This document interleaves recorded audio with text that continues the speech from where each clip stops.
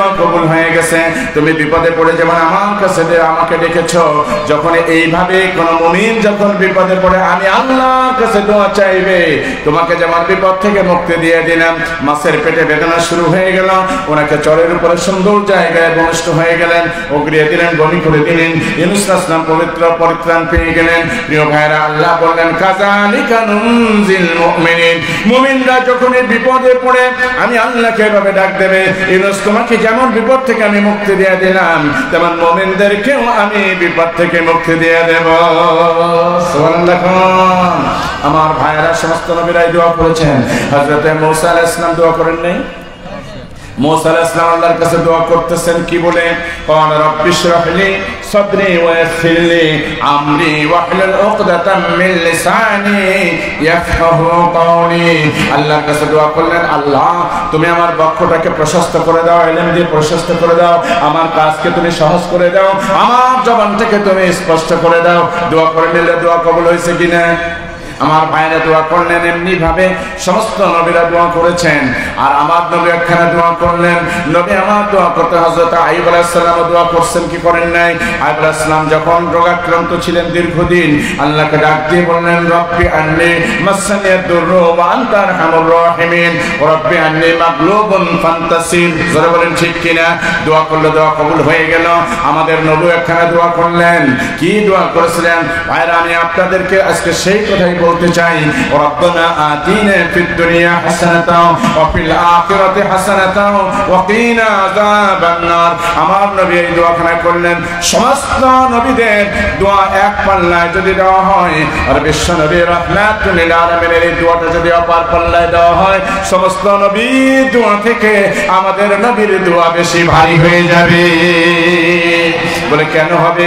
লক্ষ্য করে দেখেন। বাবা আদম আলাইহিস সালাম বললেন, আল্লাহ আমাকে বাঁচাও, রব্বানা যালামনা আনফুসানা, আমি আমার স্বীয় আত্মার উপর অত্যাচার করেছি, জুলুম করেছি, আল্লাহ আমাকে বাঁচাও। ইউনূস আলাইহিস সালাম বললেন, লা ইলাহা ইল্লা আনতা সুবহানাকা ইন্নী কুনতু মিনাজ জালিমিন। বললেন যে আল্লাহ তুমি আমাকে বাঁচাও। জোরে বলেন ঠিক কিনা? আইয়ুব আলাইহিস সালাম বললেন, আল্লাহ আমার উপরে এই যে বিপদ এসেছে, আল্লাহ তুমি এর থেকে আমাকে পরিত্রাণ দাও। সকল নবী চেয়েছেন শুধু আমাকে বাঁচাও, আমাকে বাঁচাও, আমাকে বাঁচাও। আমার নবী এমন একটা দোয়া দিলেন, শুধু নিজের জন্য নয়, তামাম পৃথিবীর সমস্ত মানুষের জন্য দোয়া শিখালেন।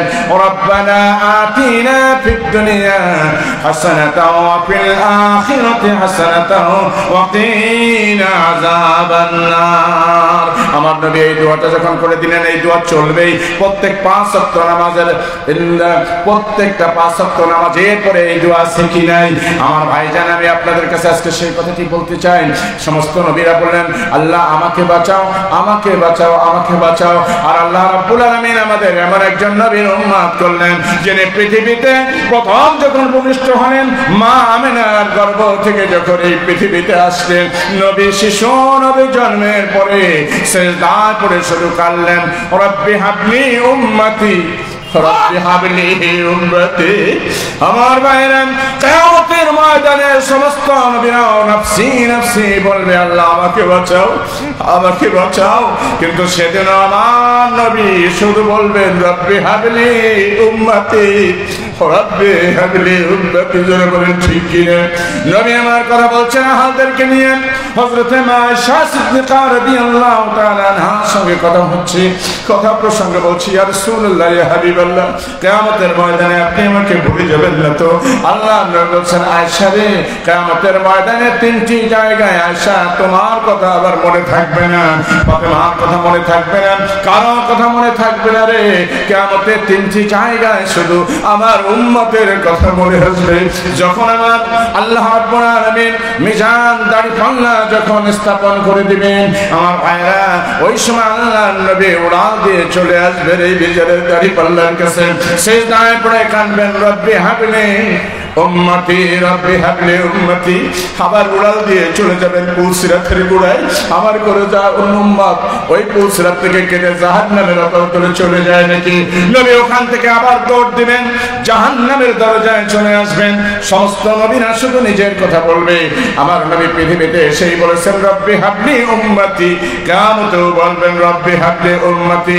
ওই নবী সম্পর্কে আমার আল্লাহ বললেন, কুল ইন কুনতুম তুহিব্বুনাল্লাহ فاتبعوني يحببكم الله ويغفر لكم ذنوبكم والله غفور رحيم।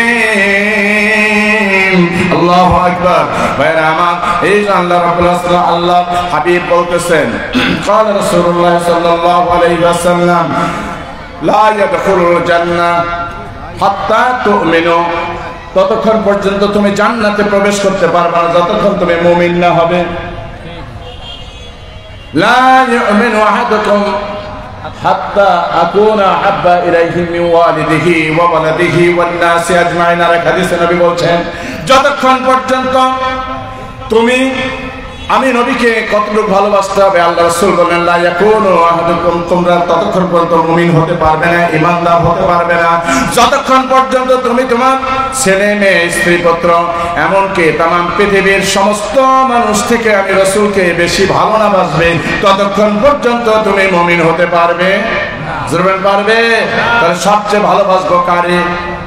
আল্লাহর নবীকে। কাকে ভালোবাসবো? আমার নবীকে ভালোবাসবো। যেই নবী জন্ম হয়ে বললেন রব্বি হাবলি উম্মতি, কিয়ামতের ময়দানে বলবেন রব্বি হাবলি উম্মতি। ওই নবীকে ভালোবাসবেন না কারে বাসবেন? আমার ভাইজান, আমি আজকে সেই আয়াত খেলে পড়েছি। এই আয়াতের ব্যাখ্যায় আমি বলবো আজকে, যদি আল্লাহ সময় দেয় আস্তে আস্তে বলার চেষ্টা করবো। আল্লাহ তাআলা তুমি আমাদেরকে যে নবীর উম্মত করেছে এই জন্য শুকরিয়া করুন আলহামদুলিল্লাহ। আমার ভাইজান হযরত মুসা আলাইহিস সালাতু ওয়াস সালাম আল্লাহর সঙ্গে কথা বলার জন্য তুর পাহাড়ে চলে গেলেন। আল্লাহর সঙ্গে কথা বলা যখন শুরু হয়েছে, আল্লাহ কথা বলছেন, মুসা আলাইহিস সালাম শুনলেন। এরপরে আল্লাহ বলছেন, মুসা বুঝছো নাকি? বলে হ্যাঁ বুঝেছি। সব বুঝার পরে বলছেন, আল্লাহ আমি একজন নবী, আমার সামনে তুমি একজন নবীর যদি প্রশংসা করতে সেটা আমার কোনো কথা নাই, কিন্তু তুমি এমন একটা আমার সামনে প্রশংসা করলে যে সর্বশেষ একজন নবী আসবেন সেই নবীর প্রশংসা তুমি আমার সঙ্গে করলে। আয় আল্লাহ, ওই উম্মতটা তুমি আমারে দিয়ে দাও। আবেদন হয়ে যাচ্ছে, আল্লাহ ওই উম্মতটা আমাদের, আমরা এখানে আসি নাই। মুসা আলাইহিস সালাম এই উম্মতের জন্য আল্লাহর কাছে দোয়া করতেছে, আল্লাহর কাছে চাইতেছে। আবার বললেন, আল্লাহ বলেন হবে না। আবার বলেন, আল্লাহ উম্মতটা আমারে দিয়ে দাও। বলে না হবে না। আবার বলছেন, আল্লাহ যদি উম্মত আমাকে না দাও তাহলে ওই নবীর উম্মত আমাকে বানায় নাও। সুবহানাল্লাহ। কান নবী হয়েও আল্লাহর দরবারে উম্মত হওয়ার জন্য দোয়া চায়। আমার ভাইরা, কোন নবীর দোয়া কিন্তু হয় নাই, কিন্তু ঈসা আলাইহিস সালামের দোয়া আল্লাহ কবুল করে নিয়েছেন। ঠিক কিনা? ঈসা আলাইহিস সালাম আসবেন। পৃথিবীতে যে সময়টা যাচ্ছে, যে পরিবেশ বলছে, আল্লাহ রাসূল সাল্লাল্লাহু আলাইহি ওয়াসাল্লাম কিয়ামতের ছোট যত আলামত বলে দিয়েছে, আপনি একটা একটা করে যদি মেলান আর পৃথিবীর দিকে যদি তাকিয়ে দেখেন তাহলে এই কিয়ামতের ছোট ছোট যত আলামত আছে সব প্রকাশ হয়ে গেছে। বলেন ঠিক কিনা? আর পৃথিবীতে যারা ঈসা আলাইহিস সালাম আসার একটা পরিবেশ সৃষ্টি হয়ে যাচ্ছে। আমার ভাইরা, ঈসা আলাইহিস সালামের দোয়া আল্লাহ কবুল করলেন এবং আল্লাহ তাআলার এই দোয়া কবুল করে ঈসা আলাইহিস সালামকে আবার পৃথিবীতে পাঠাবেন। জোরে বলেন ঠিক কিনা? উনি আসবেন, তবে নবী হিসেবে আসবেন না, কারণ লা নবিয়্যা বা'দে, আমার নবীর পরে আর কোন নবী আসবে না। নবীর পরে আর কোন নবী আসবে? আমার ভাইয়েরা, মিথ্যা নবুয়তের দাবিদার আল্লাহ রাসূল বলে গেছে, আমার পরে মিথ্যা নবীর দাবি করবে। কারোর কাছে জিজ্ঞাসা করা যাবে না যে তুমি যে নবী তা আমাদেরকে একটা প্রমাণ দেখাও, এই প্রমাণও চাওয়া যাবে না। তাহলে এই কথার ভিতরে একটা প্রশ্ন আছে, যদি প্রমাণ দেখাতে পারে নবী হতে পারে। জোরে বলেন ঠিক কিনা? যেখানে বলা হয়েছে খাতামুন নাবিয়্যিন, আমাদের নবীর উপরে আল্লাহ তাআলা শেষ নবীর মোহর মেরে দিয়েছে, আমাদের নবীর পরে আর কোন নবী আসবে না। জোরে বলেন আসবে? আসবে না। আমরা এটাকে বিশ্বাস করি খাতামুন নবীর হিসাবে, কিন্তু এখনো পৃথিবীতে একদল আছে যারা মিথ্যা নবুয়তের দাবিদার ছিল। জোরে বলেন ঠিক কিনা? এই গুরুদাসপুরে যিনি দাবি করেছিলেন গোলাম আহমদ কাদিয়ানী, জোরে বলেন ঠিক কিনা? মানুষরা বলল যে তুমি তো নবী দাবি করতেছো, তো আমাদের নবীর তো আমরা জীবনীতে জানি তিনি অনেক কিছু আমাদেরকে দেখাইছেন, অনেক মুজিজা দেখাইছেন, তো তুমি কিছু মুজিজা দেখাও। বলে যে আমারে নিয়ে যাবা, তো চলো আমাকে নিয়ে যাবো। এই মিথ্যা দাবিদার, মিথ্যা নবুয়তের দাবিদারকে গোলাম মোহাম্মদ কাদিয়ানী শয়তান জাহান্নামের কীটকে নিয়ে যখন তার মুরিদরা রওনা দিল, তার উম্মতেরা যায়, কি হয়ে শুরু হয়ে গেল, যেই গাছে ফল ছিল উনি যাওয়ার পরে ফলগুলো সব ঝরে পড়ে গেল। যে কুয়ার পাশ দিয়ে গেল, যে কুয়াতে পানি ছিল ওই পানি শুকাই গেল। লোকেরা বলল, উম্মতেরা বলল, এরকম কপাল পোড়া নবীর সাথে আমরা থাকতে পারি না। আমাদের নবী যদি কখনো রাস্তা দিয়ে হেঁটে গেছেন, যেই গাছে ফল নাই ওখানে ফলের পরিপূর্ণ হয়ে গেছে। যেই কুয়াতে পানি ছিল না ওই কুয়া পানিতে ভরপুর হয়ে গেছে। যেরকম সুবহানাল্লাহ। বিশ্ব নবী জনাবে মুহাম্মদ রাসূলুল্লাহ ওয়া রাহমাতুল লিল আলামিন যদি কোন রাস্তা দিয়ে হেঁটে গেছেন, 1 মাস পরে গেলেও যেন আমার বিশ্ব নবী রাহমাতুল লিল আলামিনের পবিত্র শরীর মোবারকের সুগন্ধি পাওয়া যেত। সুবহানাল্লাহ। আমার বন্ধুরা, জনাবে মুহাম্মদ রাসূলুল্লাহ সাল্লাল্লাহু আলাইহি ওয়াসাল্লামের দোয়া করার জন্য হাত উঁচু করা লাগতো না। অন্তরের ভিতরে যদি একটু কল্পনায় জেগেছে, সঙ্গে সঙ্গে আল্লাহর দরবারে তা কবুল হয়ে যেত। সুবহানাল্লাহ। আল্লাহ, আপনারা জানেন, হাজী সাহেবরা জানেন যে মসজিদে কিবলাতাইন আছে, যেই মসজিদের ভিতরে আল্লাহর হাবিব নামাজ পড়ছেন, জোহরের নামাজ অথবা আসরের নামাজ পড়ছেন, 2 রাকাত নামাজ পড়া হয়েছে। নবী মনে মনেই ভাবতেছেন, আল্লাহ বাকি 2টা রাকাত নামাজ আমি যদি একবার ওই কাবার দিকে কিবলা করে পড়তে পারতাম। বাইতুল মুকাদ্দাস ছিল মুসলমানের প্রথম কিবলা। আমার ভাইরা, বাইতুল মুকাদ্দাসকে বানালেন কে? একজন নবী বানিয়েছেন, হযরত সুলাইমান আলাইহিস সালাম। জিনদের দ্বারা এই মসজিদ বানিয়েছিলেন। মুসলমানদের কিবলা ছিল বাইতুল মুকাদ্দাস। আজকে সেই বাইতুল মুকাদ্দাসরা ইহুদিরা দখল করে নেয়, মুসলমানদেরকে প্রকাশ্যে মসজিদের ভিতরে গুলি করে আহত করে। জোরে বলে ঠিক কি না? আমার ভাইয়েরা, সেই বাইতুল মুকাদ্দাসের দিকে নামাজ পড়ছেন নবী। আমার মনে মনে ভাবলেন, আয় আল্লাহ, 2 রাকাত নামাজ আমি পড়েছি, আমি যদি বাকি নামাজ কিবলা আমার হতো কাবা। মনের এই ইচ্ছা হয়েছে মাত্র, সঙ্গে সঙ্গে আল্লাহ তাআলা আয়াত নাযিল করে দিলেন, ওগো আমার হাবিব, আপনি যে বারবার আকাশের দিকে তাকান, আমি এটাকে দেখেছি, জান বাকি 2 রাকাত নামাজ আপনি কাবার দিকে করে পড়ে নেন। জোরে কোন সুবহানাল্লাহ। আমার ভাইরা, আমরা হাত না চাই, হাত উঁচু করে ইশারা দিয়ে কিচ্ছু হয় না। আমার নবী এমন নবী ছিলেন, এই মর্ত থেকে পৃথিবী থেকে শুধুমাত্র হাত থেকে একবার আঙ্গুল ইশারা করেছেন, সঙ্গে সঙ্গে আকাশের চাঁদ থেকে দ্বিখণ্ডিত হয়ে গেছে। যারা বলেন ঠিক কিনা? আমার নবী মরুভূমির ভিতর দিয়ে যাচ্ছেন, প্রকৃতির প্রয়োজন হয়েছে, এমন সময় সঙ্গে জায়েদকে বললেন, জায়েদ যাও, এই ফাঁকা জায়গায় বাথরুম করা যায় না, এটা লজ্জার ব্যাপার। যারা বলেন ঠিক কিনা? কিন্তু আজকে লজ্জা শরম যারা চলে গেল। আল হায়া ও শরবাতু মিনাল ঈমান, লজ্জা হলো ঈমানের অঙ্গ। কি বেহায়া হয়ে গেল দুনিয়ার মানুষ। রাস্তার পাশে মানুষ চলে, চেনটা নেমনে দাঁড়ায় যায়। আছে কি আছে না? আমার ভাই জান, এটা পশুর স্বভাব। আপনার যে গরুগুলো আছে দেখবেন, সকালবেলা আপনি উঠাই দিবেন, ও দাঁড়ানোর পরে পেশাব করেন। এই দাঁড়িয়ে পেশাব করা পশুর স্বভাব। আমাদের দেশে এমন পোশাক এসে গেল, জ্বালিয়ে বসা যায় না, রাস্তার পাশে সেন্টেনে মেশিন মেরে দেন। কথা বলেন ঠিক কিনা? এর ভিতরে লজ্জা নেই। যার লজ্জা নেই তার ঈমান। আমার ভাইয়েরা, বিশ্বনবী বলেন, জায়েদ রে, ওই গাছগুলোকে একটু ডাক দাও। আল্লাহর নবী যখন বলেছেন, যে আয়াত চলে গেলেন, যায় ডাক দিলেন, ইয়া আইয়ুহাস শাজার, হে গাছগুলো, আল্লাহর রাসূল তোমাকে ডেকেছে। বলার সঙ্গে সঙ্গে সমস্ত গাছগুলো যার যার জায়গা থেকে দৌড়ায় বিশ্বনবীকে চারিপাশ থেকে ঘেরে দিয়ে দিয়েছে। পৃথিবীতে এমন কোন নেতা আছে নাকি যে গাছ ডাক দিলে আসে? কথা কয় না? আছে? পৃথিবীতে এমন কোন নেতা আছে নাকি যেই নেতা পাথরের উপরে যদি বসে, পাথরটা তুলার মতো নরম হয়ে যায়? নবী আমার যখন কলেমার দাওয়াত দিয়েছিলেন, কুল লা ইলাহা ইল্লাল্লাহ তুফলিহুন, ও দুনিয়ার মানুষ তুমি পড়ো লা ইলাহা ইল্লাল্লাহ, তোমার জীবন সফল হয়ে যাবে। এই কলেমার দাওয়াত দেওয়ার কারণে কিন্তু আল্লাহ নবীর উপর অত্যাচার নির্যাতন নেমে আসলো। মক্কাবাসী মেজানা সংক্ষেপ পড়ে যায়। তায়েফে যখন চলে গেল, চতুর্দিক থেকে কাফের বেঈমান মুশরিকেরা আমার রাহমাতুল লিল আলামিন দয়ার নবীর উপরে বৃষ্টির মতো যখন পাথরগুলো বর্ষণ হচ্ছিল, আল্লাহ নবীর শরীর মুবারকের ভিতর পাথরগুলো ঢুকে যায়, দরদর করে রক্তগুলো পড়তেছে। আল্লাহর হাবিবের কদম মুবারক জুতাটা রক্তে জমা হয়ে গেল। নবী চলতে পারেন না, এক জায়গায় বসে গেলে চতুর্দিক থেকে কাফের যুবকরা এসে আল্লাহর নবীর হাত কেড়ে ধরে বলল, হাঁটো, চলতে পারো না, নেকামি করো নাকি? আবার নবী আরো হাঁটতে পারেন, আর একটু সামনে যান। আস্তে আস্তে সামনে গেলেন, নবী আবার বসে পড়লেন। যুবকেরা আমার নবীর হাত ধরে আবার উঠিয়ে দিল। এইভাবে 3 জায়গায় তায়েফের ময়দানে বিশ্বনবী বসে পড়েছিলেন। আজও তায়েফে যারা যায় তারা যেন রাসূল পাক সাল্লাল্লাহু আলাইহি সাল্লামের তাজা রক্তের ঘ্রাণ তাদের নাকে আজও পায়।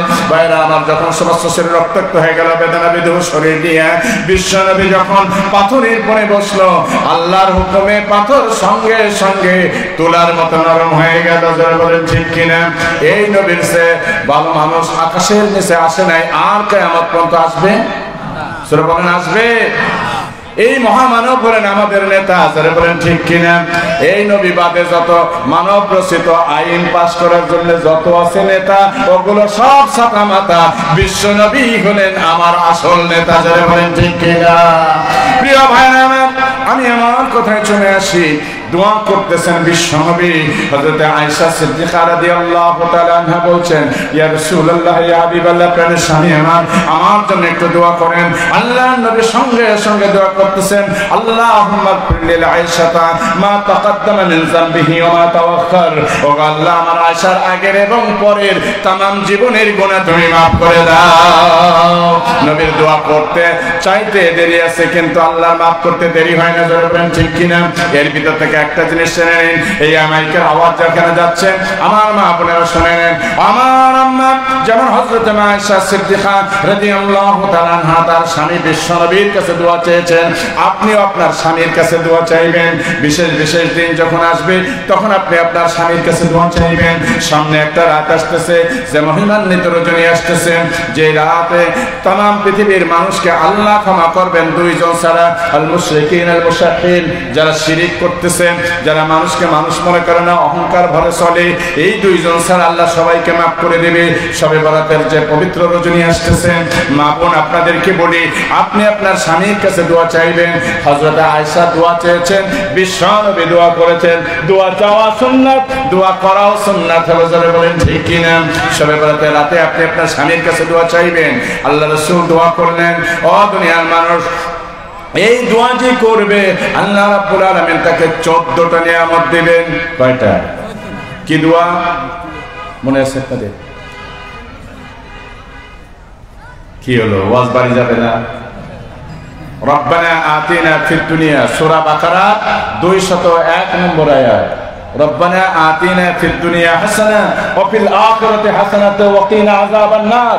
এই দোয়া যারা করবে, আল্লাহর রাসূল বলেন, আমি তাফসীরের ভিতরে দেখলাম আল্লাহ তাআলা তাদেরকে 14টা নিয়ামত দেবে। কয়টা? দোয়াটা করা যাবে কি যাবে না? যাবে কি যাবে না? আমার ভাইরা, 14টার ভিতরে 10টা নিয়ামত আল্লাহ দুনিয়াতে দিবেন, বাকি 4টা আল্লাহ কিয়ামতে পরকালে দেবেন। সুবহানাল্লাহ। কোন এক এক করে কি বলা শুরু করব? যারা এই দোয়া করবে, আল্লাহ আমি তাফসীরের ভিতরে দেখলাম, এই দোয়া যারা করবে আল্লাহ এই দোয়ার বরকতে আল্লাহ যে 10টি নিয়ামত দিবেন, তার 1 নাম্বার হলো আল আফিয়াত ওয়াল কাফার। আফিয়াত, এই দোয়ার কারণে আল্লাহ তাকে আফিয়াত দিবেন, নিরাপত্তা দিবেন। নিরাপত্তা দরকার আছে কি নাই? শত্রু থেকে নিরাপত্তা দরকার আছে কি নাই?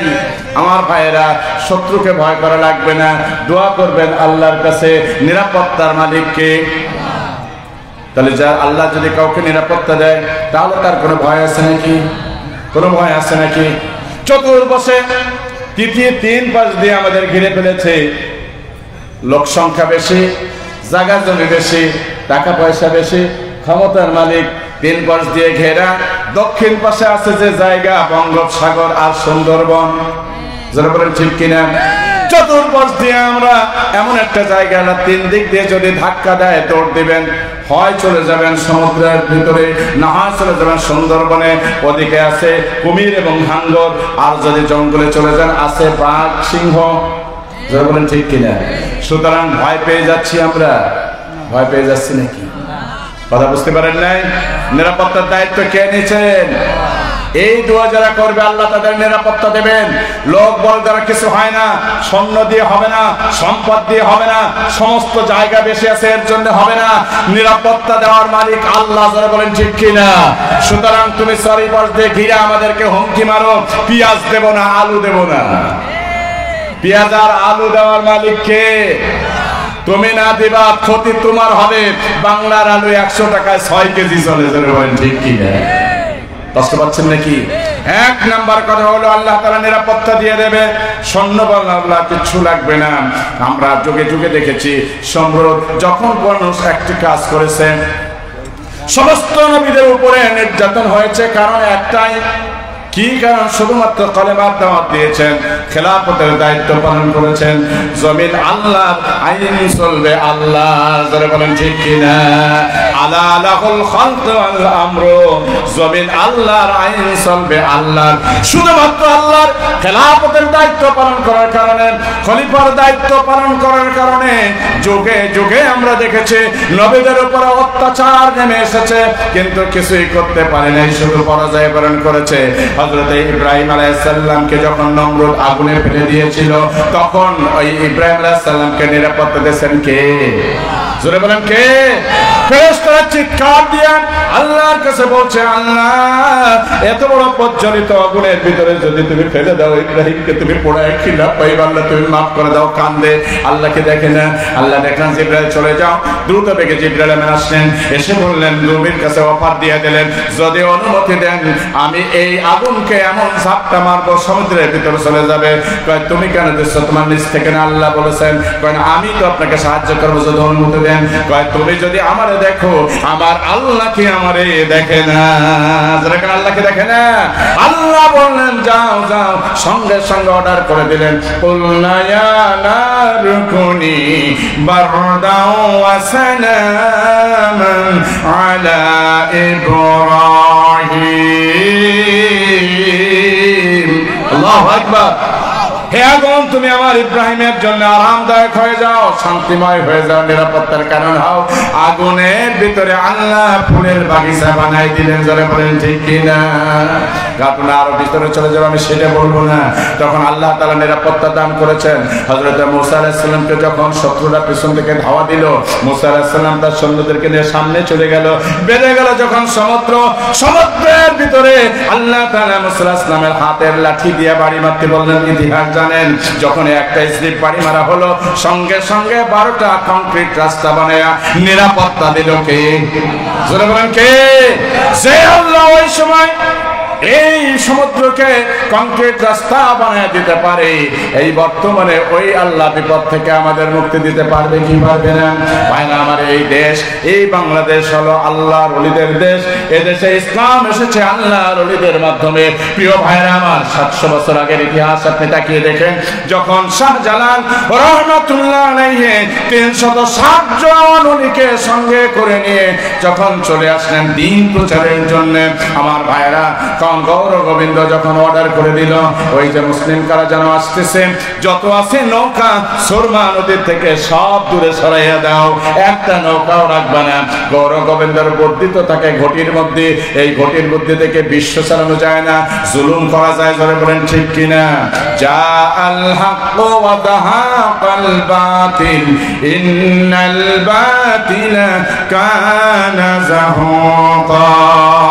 যখন সত্য সমাগত হবে, মিথ্যা এটা পরাজিত হওয়া, অপসারিত হওয়ারই, মিথ্যা চলে যাবেই যাবে। জোরে বলেন ঠিক কিনা? গৌর গোবিন্দ সমস্ত নৌকাকে হটাইয়া দিল। মনে করলো এই সুরমা নদী পার হওয়ার আর কোনো ব্যবস্থা থাকলো না। কে আসতেছে? মুসলমান আসতে পারবে না। আসতে পারছে কিনা বলেন? কথা বলেন। খারাপ লাগে আপনাদের? আমার ভাইরা, মূসা আলাইহিস সালামকে যেমন আল্লাহ সমুদ্র পাড়ি করে দিলেন, আল্লাহ রাব্বুল আলামিন তার ওলি শাহজালাল রাহমাতুল্লাহ আলাইহিকে সেইভাবে পার করলেন। কিভাবে পার করে দিলেন? উনি যখন জায়নামাজের পাটি পানির উপরে বিছাইয়া দিলেন, 360 জনকে সঙ্গে করে জায়নামাজের উপরে পার হয়ে চলে আসলেন। আল্লাহ যদি নিরাপত্তা দেয়, আল্লাহ যদি সাহায্য করে, দুনিয়ার কোনো শক্তি নাই, কোনো ক্ষমতা নাই তাকে রুখে দেয়। যারা বলেন ঠিক কিনা? আমার ভাইয়েরা, বুরহানুদ্দিনের ছেলের আকিকা করার অপরাধী, এই আকিকা করার যে গোশত ছিল, এক টুকরো গরুর গোশত যখন তার মন্দিরে পড়ে গেল, যার কারণে সে বুরহানুদ্দিনের কলিজার টুকরো সন্তানকে তার সৈন্য যখন কেড়ে নিচ্ছিল, মা বলছে আমার সন্তানকে বেরোনা, প্রয়োজনে আমাকে হত্যা করে দাও। বুরহানুদ্দিন বলছে আমার এই ছেলেটাকে তুমি মাফ করে দাও, তার তো কোনো অপরাধ নাই, অপরাধ করলে না হয় আমি করেছি, ছোট্ট শিশু তো কোনো অপরাধ করে নাই। জোরে বলেন ঠিক কিনা? নিশ্চয় গৌর গোবিন্দর সৈন্যরা সে কথা রাখে নাই, তার সামনে সেখানে হত্যা করে দিল। আর আমার ভাইয়েরা কাজটা কি করলো? জিহাদ শুরু হয়ে গেল। দেখেন আল্লাহর ওলি কি জিহাদ শুরু করলেন। আল্লাহর ওলি শাহজালাল রহমাতুল্লাহ আলাইহি অর্ডার দিয়ে দিলেন একজন অনুসারীকে, যাও যাও আজান দিয়ে দাও। কি দেবে? আজান দিয়ে দাও। যখনই আজান দেওয়া হয়ে গেল, আজানের সঙ্গে সঙ্গে ওই তখ্ত মসনাদ থরথর করে কেঁপে উঠল। গৌর গোবিন্দর মৃত্যুর ভয়তে তার কলিজাটা কণ্ঠনালীর কাছে চলে আসলো। আহারে বাঁচার তো কোনো উপায় নাই, পালাবার কোনো রাস্তা নাই। আল্লাহর আইনের বিরোধী যারা করে, আল্লাহর ওলিদের বিরোধিতা যারা করে, কোরআনের পাখিদের যারা বিরোধিতা করবে, পালাবার রাস্তা খুঁজে পাবে না। জোরে বলেন ঠিক কিনা? আমার ভাইয়েরা, গৌর গোবিন্দ পালাবার জন্য চেষ্টা করছে। কি পদ্ধতি অবলম্বন করলো ভাইজান? এরা বললো যে সাপুড়েদেরকে ডাক দাও। মুসা আলাইহিস সালামের সময়ও কিন্তু ওই বেধর্মীরা সাপুড়েকে ডেকেছিল। যখন ওনার হাতের এই লাঠিটাকে আল্লাহ বললেন তুমি ছেড়ে দাও, হাতের লাঠি ছেড়ে দিলে হয় সাপ, ধরলে হয় লাঠি। উনি লাঠি ছেড়ে দিল, বিশাল সাপ অজাগার হলো। ওদিকে 90,000 জাদুকর জড়ো করে দিয়া, 90,000 জাদুকরকে জড়ো করে দিয়া হাজার হাজার সাপ ওরা বানায় দিল। বড় বড় সাপ, বড় বড় সাপ, আর এত বড় বড় অজাগার। আর সবাই মনে করলো ওইখানে বসে বসে কিন্তু ফিরাউন চিন্তা করতেছে এত সাপ রক্ষা করবার কেউ নাই। মুসারে ওর মসনদ থেকে মোষ পাকায়। আল্লাহ বলে নিরাপত্তার দায়িত্ব আমার, তোর হাজার হাজার সাপ এক লাঠির পেটে ঢুকে যাবে। জোরে বলেন ঠিক কিনা? মুসা আলাইহিস সালাম ফেললেন, এই যে হাতের মোজেজা লাঠি এখানে ছেড়ে দিলে যত সাপ ছিল মুসা আলাইহিস সালামের লাঠি মার্কা সাপের পেটে ঢুকে গেল। উপস্থিত সব জাদুকররা বলল, আরে আমরা এত জাদু করে করলাম কি, জাদুর কোনো মূল্য নাই। ওরা সকলে পড়লো লা ইলাহা ইল্লাল্লাহু মুসা কালিমুল্লাহ। সব মুসলমান হয়ে গেল। সুবহানাল্লাহ কোন? এইবার ফিরাউন তো ক্ষেপে রেগে আগুন হয়ে গেল। ডেকে জিজ্ঞেস করছে, আমি তোমাদেরকে ডেকে এনেছি, রাজকীয় সম্মান দিয়েছি, সুযোগ সুবিধা সব দিয়েছি, আমি সব দিতে চাইলাম, তারপরেও কেন আমার বিরোধিতা করলে? আমার কাছে না শুনে, আমার পরামর্শ ছাড়া তোমরা কেন এই কলেমা গ্রহণ করে নিলে? এই অপরাধ তোমরা কেন করলে? তারা জবাবটা কি দিয়েছিল বলেন? তারা জবাব দিয়ে দিল, সত্য গ্রহণের জন্য কারো পরামর্শের প্রয়োজন। যারা বলেন সত্য গ্রহণের জন্য কারো পরামর্শের প্রয়োজন হয়? ও বাংলার মুসলমানরা, কোরআনের পক্ষে থাকার জন্য কারো পরামর্শের প্রয়োজন নাই। আপনার ইমানি দায়িত্বে কোরআন আছে যেখানে, আমরা আছি সেখানে। যারা বলেন ঠিক কিনা? এই কোরআন কায়েমের পক্ষে যদি কেউ বিরোধিতা করে, বুঝতে হবে কোরআনের শত্রু। সুতরাং কোরআনের আইন জারি করার জন্য, সে পক্ষে সমর্থন দেওয়ার জন্য কারো পরামর্শের প্রয়োজন হয় না। যারা বলেন ঠিক কিনা? শিক্ষা নিয়ে নেন আমার ভাইয়েরা। এইবার ডাক দিয়েছে, ও সাপটাপ শেষ হয়ে গেল। ওর দোসর যারা, ওর বংশের রক্তে যারা আসছে, ওই সময় চলে আসলো ওই যে ফিরাউনের বংশধর এখনো 2-4টে আছে কি নাই? গৌর গোবিন্দ বলল, বাঁচবো কেমনে, পথ তো পাওয়া যায় না। বুঝে দেখলেন, আসেন কি হলো? সাপুড়েদের ডাকে, সাপুড়েদের ডাকলো আর বললো যে একটা বড় বাক্স বানাও, আমার এই বাক্সের ভিতর তোমার দিবা, আর শাহজালালের কাছে আমার সাপ বলে চালাই দিবা, কোন রকম যদি জানটা নিয়ে বাঁচা যায়। কথা বুঝতেছেন? বুঝতেছেন? বেঈমান, কাফের, মুশরিক তারা জীবনের ভয় করে। যারা বলেন ঠিক কিনা? কিন্তু মুমিন মুসলমান কখনো তার জীবনের ভয় করে না, মৃত্যুর ভয় করে না।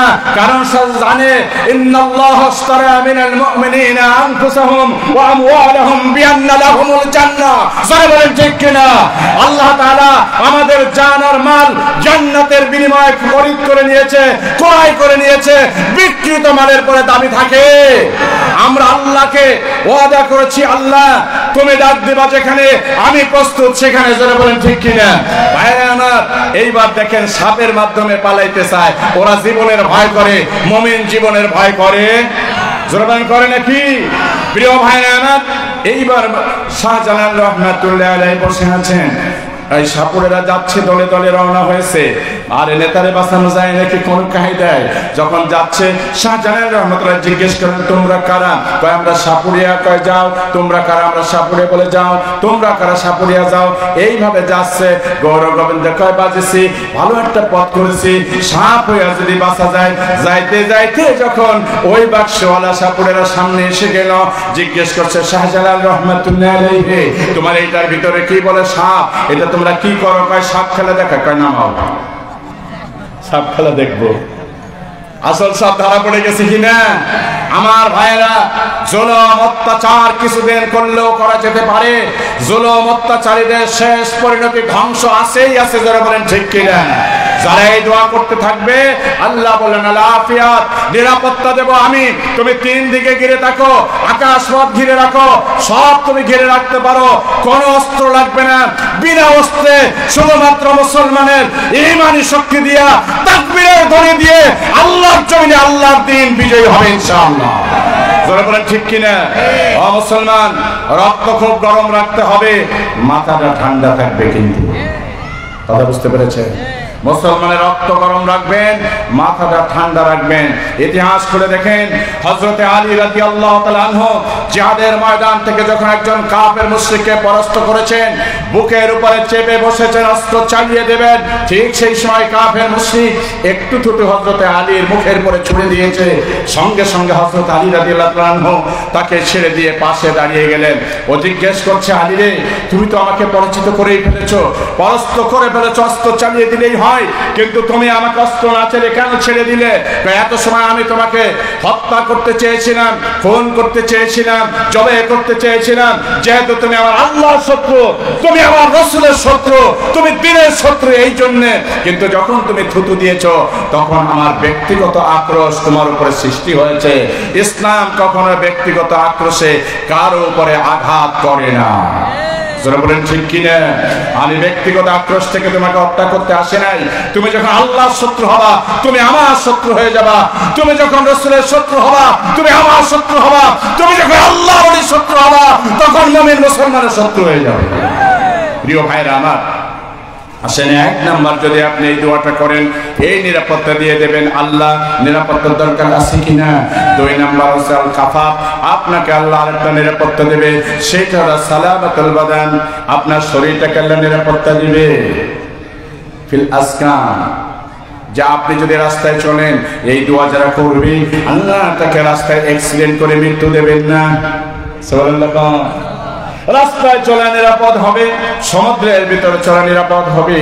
আল্লাহ তাআলা আপনাকে শরীরটাকে নিরাপত্তা দান করে দিবেন। জোরে কোন সুবহানাল্লাহ। দোয়া করা চলবে কি চলবে না? দোয়াটা মনে থাকবে তো? আমার ভাই জান, ওয়াজ কিছু বাড়ি নিয়ে যেতে হবে। আজকে ওয়াজ হচ্ছে অনেক, আওয়াজ হয় বড়, ওয়াজ খুঁজে পাওয়া যায় না। সেটা বলেন ঠিক কিনা? আওয়াজ হচ্ছে অনেক বড় বড়, যেন মনে হচ্ছে এই মাঠে ইসলাম কায়েম হয়ে গেল, আর বাংলাদেশে ইসলামে কেউ আসতে পারবে না। যার যার বাড়ি চলে গেছে, যে যে জায়গায় ছিল ওই জায়গায়। আবার যারা ইসলাম বিরোধী শক্তি আবার বিজয়ী হয়ে গেল। কথা বলেন ঠিক কিনা? হচ্ছে কি হচ্ছে না? কিন্তু তা হবে না ভাই। আসুন আল্লাহর কাছে ফিরে আসেন, আল্লাহর কাছে দোয়া করেন। আল্লাহ রাব্বুল আলামিন বলছেন, আল্লাহ রাসূল এমন একটা দোয়া দিলেন, এটা যদি আপনি করেন, দুই নম্বর নিয়ামত পেয়ে যাবেন। তার নাম হলো কি? ইমরাতুস সালেহা। ইমরাতুস, তার মানে নেক স্ত্রী পাবেন। নেক স্ত্রী যার কপালে জুটেছে, সে বড় ভাগ্যবান ব্যক্তি। জোরে বলেন ঠিক কিনা? আর যার ঘরে মডেলিং জুটেছে, যার ঘরে ওই যে বিউটি পার্লারে মাসে মাসে যাওয়া জুটছে, এইরকম একটা যদি জোটে রে ভাই, তাহলে ঘরে আর শান্তি নাই। স্বামী স্ত্রীর যন্ত্রণার কারণে ঘর ছেড়ে মসজিদ, কয় মসজিদ পর্যন্ত গেলেও হবে না, শেষ পর্যন্ত দেশ ছেড়ে বিদেশে, বিদেশে চলে যাও, ছাড়া পেল না। বিদেশ থেকে যদি ফিরে আসলো, ওই দিনই দেখা গেল বিদেশ থেকে হাড় ভাঙা কষ্ট করে পাঠানো টাকা, ওই টাকা পয়সা সোনা দানা সব কিছু নিয়ে উনি বিদেশ থেকে বাড়ি আসলেন, আর উনি পরকিয়া করে আরেকজনের হাত ধরে বের হয়ে গেলেন। যায় কি যায় না? আমার ভাইরা, পরকিয়ায় দেশটা খেয়ে দিল, আর তার বড় হাতিয়ার এইটা। কথা বলেন ঠিক কিনা? এই মোবাইলে। আর আমাদের দেশে, আমাদের পার্শ্ববর্তী রাষ্ট্র যে সাংস্কৃতিক আগ্রাসন চালিয়ে দিল, যারা বলেন ঠিক কিনা? সাংস্কৃতিক আগ্রাসন দিয়া 24 ঘন্টা চালায় রাখলো। যে ওই যে জি বাংলা না আরো কি আছে না, স্টার জলসা আর জলসা, জি বাংলা স্টার জলসা দেখা ছাড়া মা বোনদের, এক শ্রেণীর মা বোনদের ঘুমত না। যারা বলেন ঠিক কিনা? যার মধ্যে শুধুমাত্র স্ত্রী, যা ওই শাশুড়ি আর পুত্রবধূর সাথে, বিটার বউ শাশুড়ির সাথে কেমনে ঝগড়া হয়, কেমন বিরোধ হয়, শুধু তার ট্রেনিং হতো। যারা বলেন ঠিক কিনা? আর পারবে না দাদা বাবিগিরি, এই দেশে চলবে না। বাংলার জমিনে আগামী দিনের যে সংস্কৃতি হবে সে হবে সুস্থ সংস্কৃতি, ইসলামী সংস্কৃতি। যারা বলেন ঠিক কিনা? মুসলমান ঘুমাবে আজানের ধ্বনি শুনে, আর 3.5 লক্ষ মসজিদ থেকে সালাতু খায়রুম মিনান নাওম এই শব্দ শুনে মুসলমানের ঘুম ভাঙবে। এদেশের মুসলমানের সংস্কৃতি হবে সুস্থ এবং ইসলামী সংস্কৃতি। যারা বলেন ঠিক কিনা? যারা এদেশ থেকে বলেছিলে আজানের ধ্বনি যেন বেশ্যাকে দেখার মতো মনে হয়, তোমাদের মতো বিহাদবের জায়গা বাংলার জমিনে হবে না, হবে না, হবে না। যারা বলেন ঠিক কিনা? আমার ভাইরা, আগামী দিন হবে ইসলামের দিন। যারা বলেন ঠিক কিনা? প্রিয় ভাইরা আমার, ফিরে আসেন সেই জায়গায় যখন আপনি যদি নেককার স্ত্রী পান, ইমরাতুস সালেহা, ইমরাতুস সালেহার গুণ থাকবে 3টি। কয়টা? শুনে বলেন কয়টি? 3টি। 1 নম্বর, ইদা সাল্লাত খামসাহা ওয়া সামাত শাহরাহা ওয়া তাআ বালাহা ওয়া আহসানাত ফারজাহা। 3টি গুণ থাকবে। সে 5 ওয়াক্ত নামাজ যথারীতি আদায় করবে।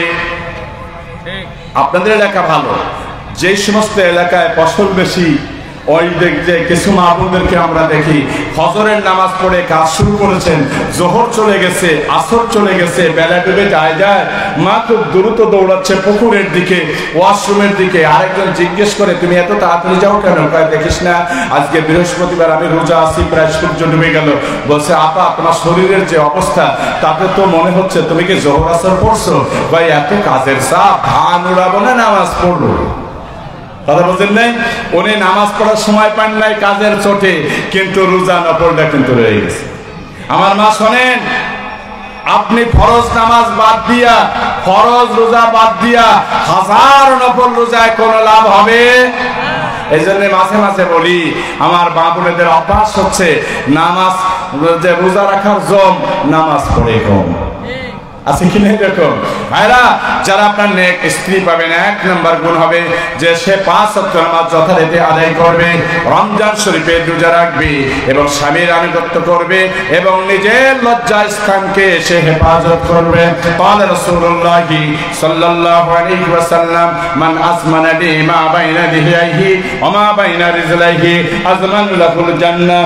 নবী আমার বলেন, কেউ যদি 2 চোয়ালের মাঝখানে এই যে জিহ্বাটা আছে, এই জিহ্বাটা আমার কাছে যদি জামিন দেয়, তার মানে জিহ্বাটা থেকে যদি গীবাত বন্ধ করে দেয়, শিকায়েত বন্ধ করে দেয়, গালি দেওয়া বন্ধ করে দেয়, মিথ্যা বলা বন্ধ করে দেয়, মিথ্যা সাক্ষী দেওয়া বন্ধ করে দেয়, হারাম খাওয়া বন্ধ করে দেয়, এই জিহ্বাটা যদি হেফাজত করে ফেলে, আর 2 পায়ের মাঝখানে নরম অংশটা, এইটাকে যদি হেফাজত করে পবিত্র রাখে, তাহলে আমি রাসূল তার জান্নাতের জামিনদার হয়ে গেলাম। قال رسول الله صلى الله عليه وسلم للمسلم على المسلم 6 خصال يعوده إذا مرض ويشهد إذا مات ويجيبه إذا دعاه ويسلمه إذا لقيه ويشمته إذا أتى وينصح له إذا غاب أو شهد। প্রিয় হাবিব বলেন, এই একজন মুমিনের উপরে আরেকজন মুমিনের 6টি হক আছে। কয়টা? দজরা বলেন কয়টা? রাসূল পাক সাল্লাল্লাহু আলাইহি ওয়াসাল্লামের এই যে 6টা মূলনীতি দিয়ে দিলেন, এই 6টা যদি মানুষ সমাজে প্রতিষ্ঠিত হয়ে যেত, আমাদের চরিত্র যদি এই ধাঁচে আমরা গড়তে পারতাম, তাহলে আর মানুষের ভিতরে কোনো বিভেদ, কোনো ষড়যন্ত্র, কোনো কেস কারবার, কোনো খুন খারাপি, এইগুলো আর চলতো না। যারা বলেন ঠিক কিনা? প্রকৃত মুসলমানকে তার জন্য আমার নবী বলেছেন, আল মুসলিমু মান সালিমাল মুসলিমু মিন লিসানিহি ওয়া ইয়াদিহি। প্রকৃত মুসলমান হলো সেই যার জবান দ্বারা এবং হাতের দ্বারা অন্য কোন মুসলমান কষ্ট পায় না। হাতের ক্ষমতা নিলা জোর করে যা খুশি তাই লেখলে, লাগবে 1 কোটি, বরাদ্দ দিলে 5 কোটি, 1 কোটি এখানে থাকলো, আর 5 কোটি 4 কোটি গেল কানাডায় বেগম পাড়া। যারা বলেন ঠিক কিনা? ওই বেগম পাড়ায় পাঠায় দিলে খুড়া বেগম রে, বানাইছো বেগম পাড়া, পাড়াইলে খুড়া বেগম। আমি কই বেগম গুলো সব খুড়া। বলে কেন হুজুর এই কথা বললেন কেন? ওই বেগম পাড়ায় যারা থাকে ওরা গাড়ি ছাড়া এক পাও হাঁটে না। জোরে বলেন ঠিক কিনা? ঘর থেকে বেরোবে, ড্রাইভার গাড়ির দরজা খুলে দাঁড়িয়ে থাকবেন, উনি যেন লুলা হাঁটতে পারে না। এই জন্যই পাঠাইছে অবৈধ টাকা, করেছে বেগম পাড়া, হয়েছে তোমার বউ খুড়া। বলেন ঠিক কিনা?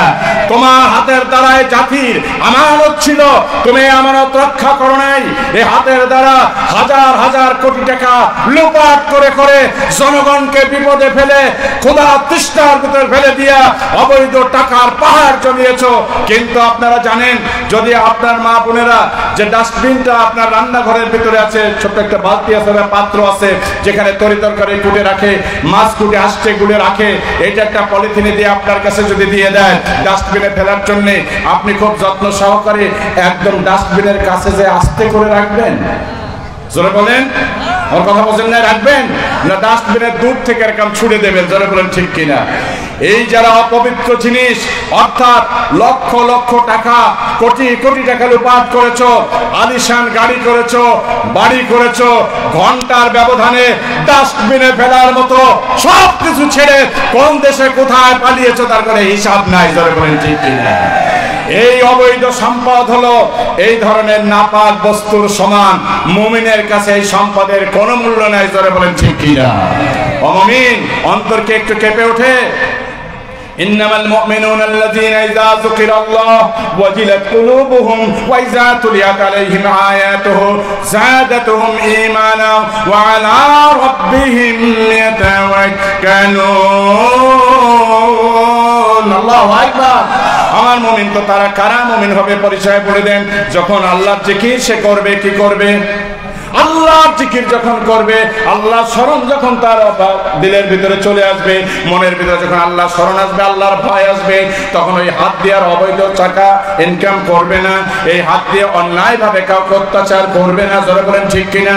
নবী বলছেন, যখন তোমার হাত অন্যের কষ্ট থেকে তুমি গুটিয়ে রাখবা, কাউকে কষ্ট দিবা না, তোমার জবান দিয়ে তুমি কষ্ট দিবা না।